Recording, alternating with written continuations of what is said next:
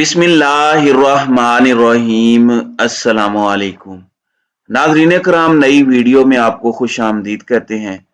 नून league को दिए गए एनआरओ में, जिसे एनआरओ 2 भी कहा जाता है, जनरल रिटायर्ड कमर जावेद बाजवा मुलविस थे और जनरल बाजवा नून लीग को एक और बारी देने की तैयारी कर रहे थे। इस हवाले से इमरान खान ने एक नया बम गिराया है, एक नया इंकशाफ किया है और हर गुजरते दिन, हर गुजरते लम्हे इमरान खान की तरफ से जो इंकशाफात सामने आ रहे हैं वो बहुत कुछ वाजे करते जा रहे हैं। जबकि दूसरी जानिब पंजाब में परवेज इलाही और नून लीग के गठजोड़ के हवाले से एक बहुत बड़ा दावा सामने आया है और इस हवाले से कुछ खबरें सामने आ रही है। परवेज इलाही को अपना वजीर आला रिटेन करने के लिए नून लीग ने क्या हामी भरी है और वो मशरूत हामी क्या है, नवाज शरीफ को किसने कन्विंस किया और क्या ये इस जानिब इशारा है कि इमरान खान को धोखा देने की तैयारी हो रही है, ये दूसरी बड़ी खबर है। जबकि तीसरी बड़ी खबर आजम सवाती के हवाले से है। उनके घर को मिसमार करने की तैयारियां इस वक्त अपने उरूज पर हैं। इन तमाम खबरों की तफसीलात हम इस वीडियो में डिस्कस करेंगे। नाज़रीन इकराम, इस वक्त एक जानिब तो तमाम तर नजरें नई फौजी लीडरशिप पर हैं। बड़ा आसन इकदाम उठाया गया। जनरल आसिम मुनीर जब अरशद शरीफ की वालिदा के पास गए, उन्होंने वादा किया और उन्होंने उनके कदम बोसी की और कहा कि बहुत जल्द अरशद शरीफ के कातिल जेल की सलाखों के पीछे होंगे। इसके साथ ही साथ ये वाजे भी किया गया है कि फौज हकीकी मानों में ए पॉलिटिकल रहेगी, फौज सियासत में अपना किरदार अदा नहीं करेगी। लेकिन इस सब के अंदर कुछ चीजें हैं जो गौर तलब है। गौर तलब यह है कि एक 75 साल सेनेटर, और कल का जो दिन था टेक्निकली 10 दिसंबर, वो इंसानी हुकूक का आलमी दिन था और उस दिन एक 75 साल सेनेटर पर इतना गुस्सा है रियासत को, स्टेट को, कि वो पहले बलोचिस्तान में खज्जल खार हुए अच्छे से, फिर बलोचिस्तान हाई कोर्ट जागा, क्योंकि जागना तो पड़ता है, लेकिन खैर थोड़ा जलील करके वो जाग गया। उसके बाद उन्हें रिहा करने का हुक्म दिया गया तो वहां सिंध पुलिस आ गई। अब सिंध में उन्हें जलीलो रुसवा किया जा रहा है, खार किया जा रहा है। फिर एक अजीब सी हरकत हुई। कल ही एक खबर आई कि वफाकी तरक्याती इदारा CDA, capital development authority Islamabad में, उसने आजम सवाती के इस्लामाबाद में वाक़ फार्म हाउस को तामीराती जवाबित की मुबैना खिलाफ वर्जी पर सील कर दिया। आप इस्लामाबाद के घरों में छापे मारे, नक्शे में कोई एक आध चीज ऊपर नीचे हो या बेसमेंट, और ये तमाम चीजों का हिसाब करें तो आपको हर दूसरा घर किसी न किसी सूरत ज़ाब्ता अखलाक या जो SOPs हैं उसके मुताबिक नहीं बना होता। इसमें आप अपनी जरूरत के मुताबिक छोटी मोटी तब्दीलियां कर लेते हैं, मसलन गली छोड़ना, ये सब कुछ, या इस तरह की चीजें। अब फार्म हाउस को सील किया गया और सील करके जाहिर बात है कार्रवाई होती है और एक चीज गैर कानूनी कही जा रही है और गैर कानूनी कहकर वहां से रिहायशियों को निकाल दिया गया। इतना गुस्सा। आप घर को सील करने के बाद अब ये मुतजाद खबरें आ रही हैं, कंफर्म नहीं है कि मुनहदिम करने की तैयारियां की जा रही हैं। तो ये एक मैसेज देने की कोशिश हो सकती है। क्या इसका कोई फायदा है? मैं ये समझता हूं कि इसका कोई फायदा नहीं है, क्योंकि आजम सवाती के हवाले से उनके वकील ने कहा कि सिंध पुलिस अपने सूबे में FIR का हवाला देकर उनके मुवक्किल को बलोचिस्तान से अपनी हिरासत में ले गई और इस सब के अंदर ये खबर नशर की गई कि सरकारी एहलकारों की तहवील में क्वेटा से सखर उन्हें मुंतकिल किया गया और बलोचिस्तान हाई कोर्ट का हुक्म आप देख लें कि उसे भी हवा में उड़ा दिया गया। चलें, कोई लीगल लूप होल आपने ढूंढ लिया होगा, कोई सुकम ढूंढ लिया। अब सिंध हाई कोर्ट के अंदर भी दरखास्त पहले से मौजूद है, लेकिन आगे की तारीख दे दी गई है। उनका कसूर यह था कि उन्होंने एक तनकीदी ट्वीट किया।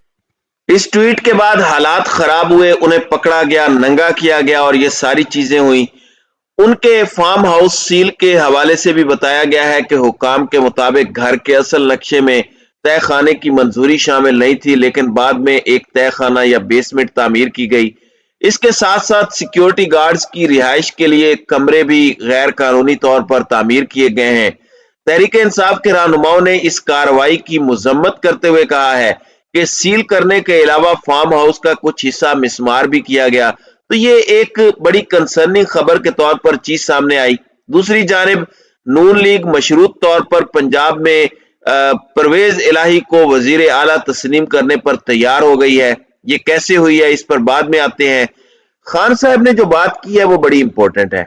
एक जानिब खान साहब ने एक इंटरव्यू के अंदर ये बात की कि हम अपनी तैयारी कर रहे हैं और दिसंबर के महीने में असम्बलियां तहलील करेंगे।